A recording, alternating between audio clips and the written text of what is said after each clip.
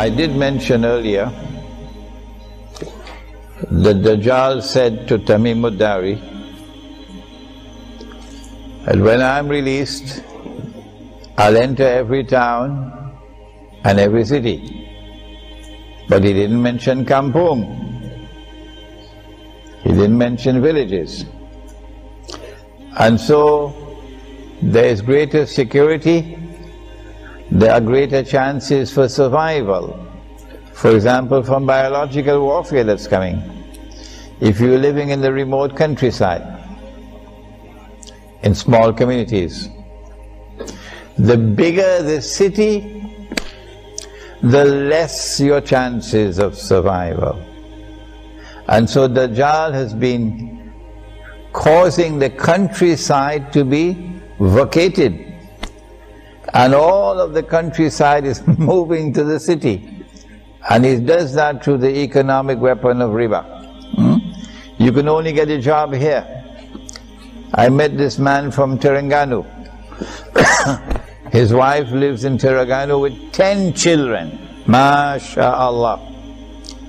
He's driving a taxi in KL, whereas he should be in Terengganu with his 10 children. He cannot earn a livelihood in Terengganu, it's in KL. So this is how Dajjal causes the countryside to become vacant, and all of mankind moving towards the cities. And today he has succeeded to such an extent that we have what is called the mega cities. 20 million people in a city. Dajjal is rubbing his hands in happiness and glee, because it's easier for him to control you, it is easier for him to brainwash you, it is easier for him to destroy your faith and also take your life. If you're living in the big cities, and far more difficult for him, he gets a headache, he needs Tylenol tablets. When you're living in small communities scattered all over the remote countryside. So that's the first thing we say. And our strategy is to build Muslim villages in the remote countryside. But in order to protect ourselves from those who will want to destroy us, and make it as difficult as possible for them, that they'll pay a terrible price if they come to destroy us, we say that in our Muslim village, only the Quran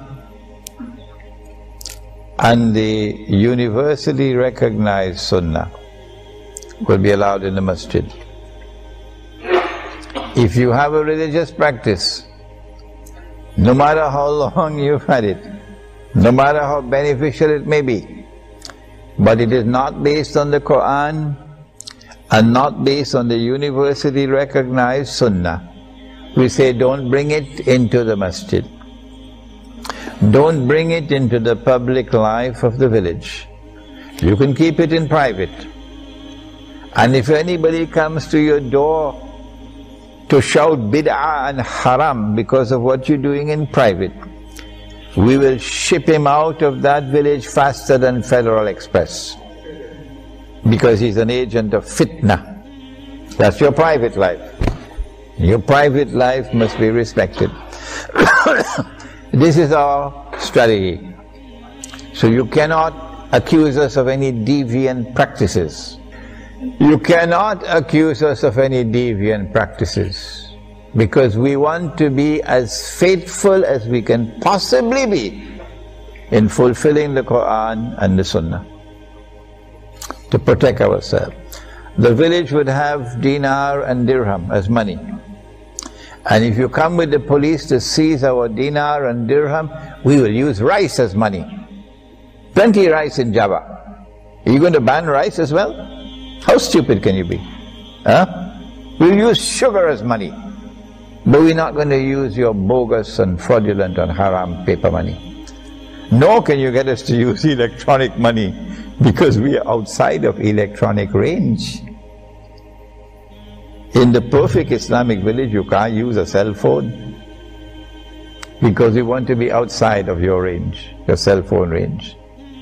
And because we are outside of your cell phone range, the radiation from the cell towers won't reach us.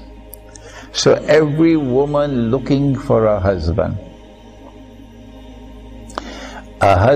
who can give her a baby boy, will come to our village, because that's the only place she can find a husband who will give her a baby boy. All the rest of the men can give her only a baby girl. Why? Because the radiation has damaged the chromosomes. And so the male chromosomes are now too weak. And that's why the Prophet said, alayhi salatu wasalam, that in Akhirul Zaman, one man will have to maintain 50 women.